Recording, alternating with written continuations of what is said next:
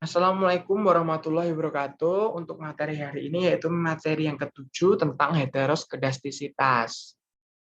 Nah, heteroskedastisitas adalah kondisi di mana nilai variance error untuk setiap data pengamatan tidak konstan.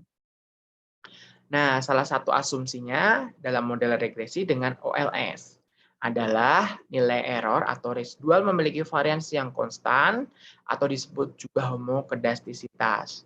Tetapi pada kenyataannya nilai residual itu sulit memiliki varians konstan yang membuat nilai taksiran varians dan standar error koefisien regresi menjadi tidak efisien atau underestimate.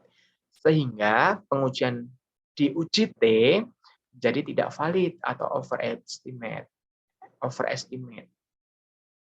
Nah, heteroskedastisitas ini sering dijumpai pada data yang sifatnya cross-section daripada time series.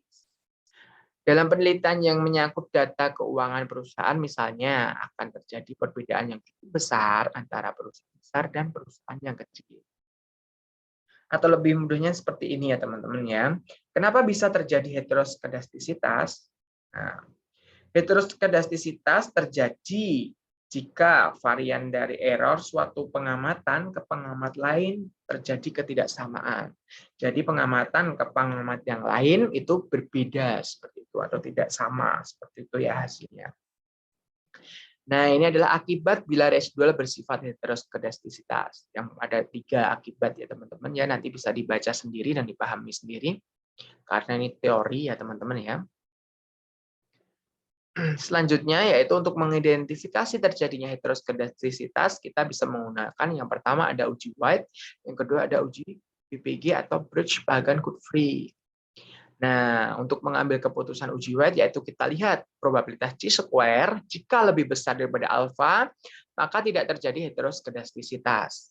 Dan sebaliknya, jika probabilitas chi-square-nya itu lebih kecil daripada 0,05 atau alfa, terjadi heteroskedastisitas. Itu. Nah, di uji Birch-Pagan-Goodfried ini untuk memastikan lagi uji White, yaitu dengan pengambilan keputusan sama seperti yang di atas, teman-teman. Itu jika probabilitas chi-square-nya lebih besar daripada alfa, maka tidak terjadi. Dan kebalikannya, jika probabilitas chi-square-nya itu lebih kecil daripada alfa, maka terjadi heteroskedastisitas. Untuk selanjutnya adalah contoh soalnya. Dan nanti contoh soalnya ini teman-teman bisa ditulis di Excel teman-teman ya, untuk latihan teman-teman seperti itu. Kita langsung saja ke eViews-nya, aplikasi eViews-nya. Buka aplikasi eViews-nya.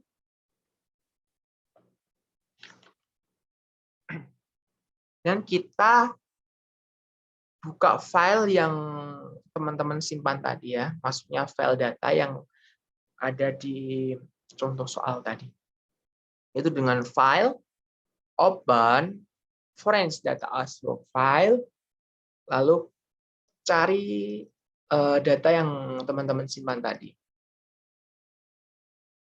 Nah, saya menyimpannya dengan contoh data materi 7, heteroskedastisitas.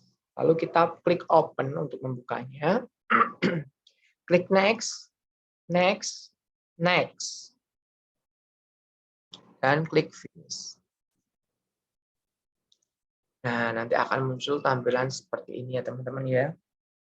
Yaitu adalah tampilan work file atau lembar kerja. Setelah itu, kita akan mencari uji White dan uji Birch-Pagan-Goodfried-nya atau BBG seperti itu. Dengan cara kita meng-OLS-kan terlebih dahulu atau dianalisis regresi terlebih dahulu dengan estimate. Klik quick estimate equation, lalu Y, C, X. Kemudian seperti itu kan. Y adalah variabel dependent, C adalah konstan, X adalah variabel independent. Jadi Y yang dipengaruhi oleh X. Itu. Nah, di sini yang berperan sebagai Y adalah outcome, yang berperan sebagai X adalah income. Nah, artinya income, pendapatan itu mempengaruhi outcome. Seperti itu ya, teman-teman ya. Jadi di sini outcome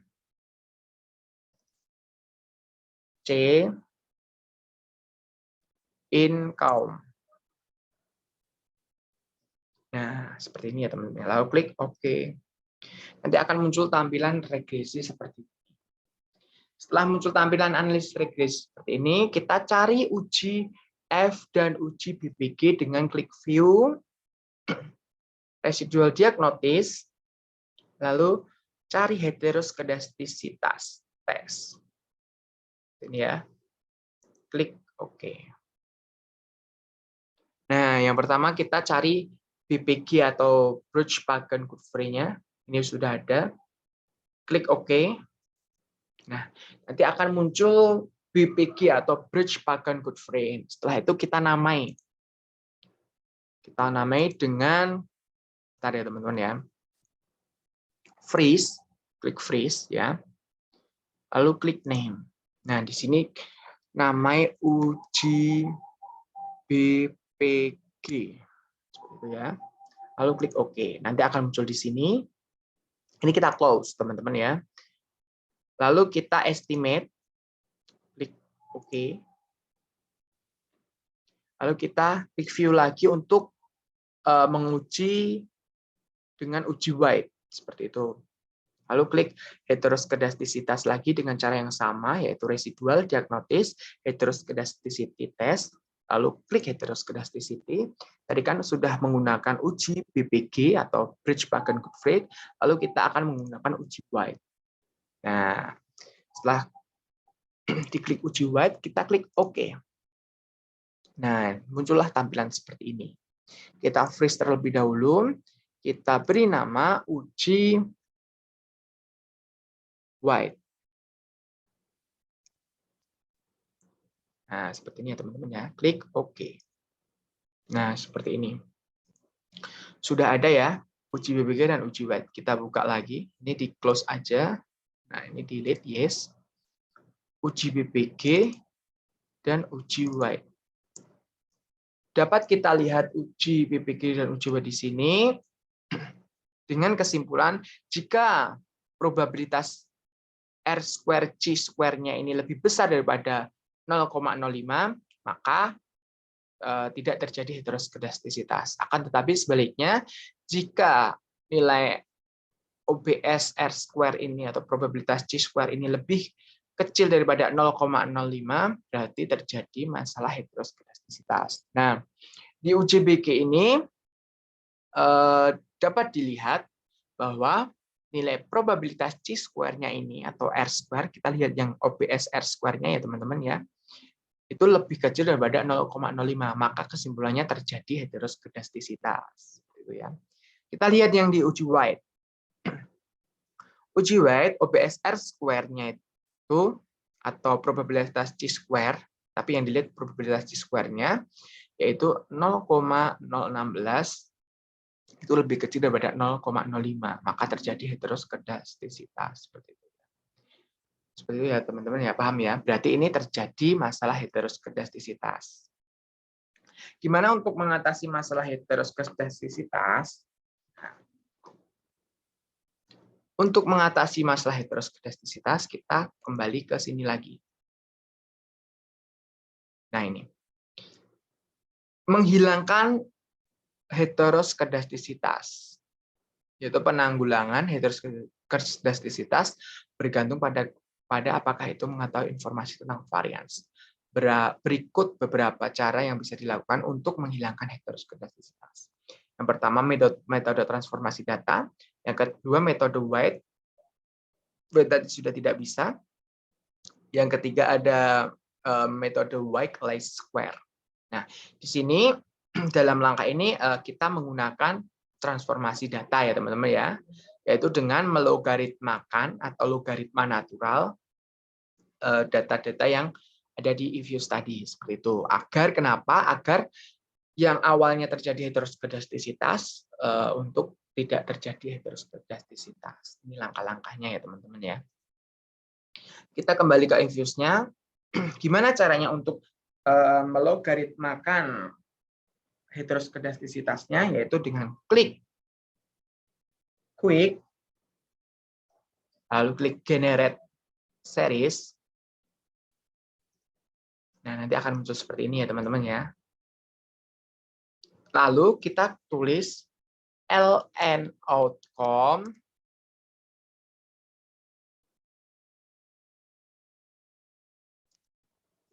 spasi sama dengan yang ini.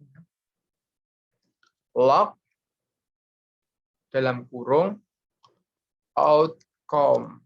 Ini caranya untuk melogaritmakan data seperti itu.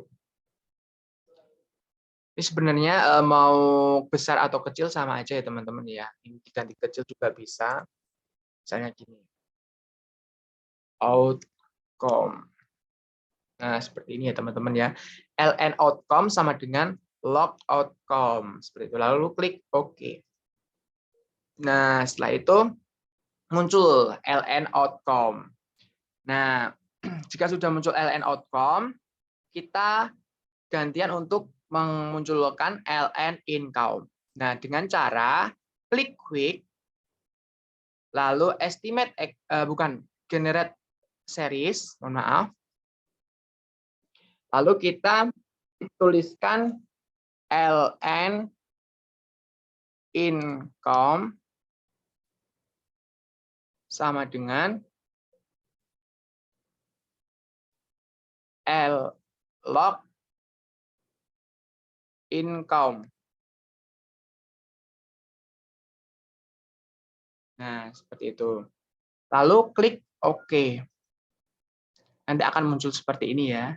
Jika ln income sudah muncul dan ln outcome sudah muncul, maka kita akan mengulangi uji tersebut. Dengan cara klik quick, lalu klik estimate equation, lalu tuliskan ln outcome, yaitu variabel y, yaitu dengan ln outcome, c, ln income. Nah, seperti itu. Lalu klik OK. Nah, nanti akan muncul tampilan seperti ini ya, teman-teman ya, analisis regresi. Nah, setelah itu klik view untuk melihat terjadinya heteroskedastisitas atau tidak. Lalu cari heteroskedasticity. Seperti itu ya. Jangan lupa klik view, residual diagnosis, heteroskedasticity. Lalu klik, kita uji PG, klik uji PG, oke. Freeze, dikasih nama, yaitu ln BPG. Klik OK. Nah, jika sudah ada ln BPG, yaitu logaritma natural dari uji BPG, kita close. Di estimate, udah ya. Dengan analisis regresi yang tadi ya teman-teman ya. Estimate terlebih dahulu. Setelah itu kita klik view, residual diagnosis, heteroskedasticity test, kita ganti uji White. Lalu klik OK. Nah, akan muncul seperti ini. Kita berikan nama yaitu uji White. Klik OK. Sebentar, teman-teman, ini ada kesalahan. Uji White.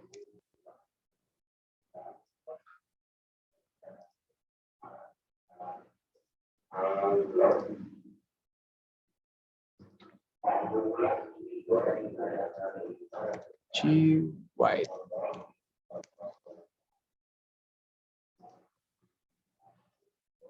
Atau gini aja ya teman-teman ya, ini karena mungkin ada masalah teknis, kenapa ini tidak bisa.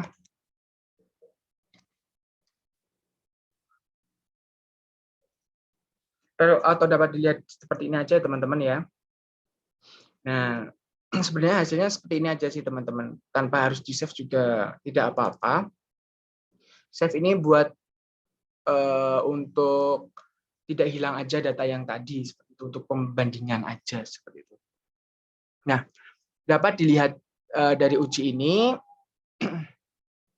hasil uji ini ya teman-teman ya, bahwa nilai probabilitas chi-square-nya ini lebih besar daripada 0,05, membuktikan logaritma data tadi mempengaruhi hasil, yaitu tidak terjadi heteroskedastisitas ya di uji BPG ya, karena nilai probabilitas chi-square-nya di R-square ini, barisan R-square ini itu tidak terjadi heteroskedastisitas itu. Nah, kita lihat lagi di uji White-nya teman-teman.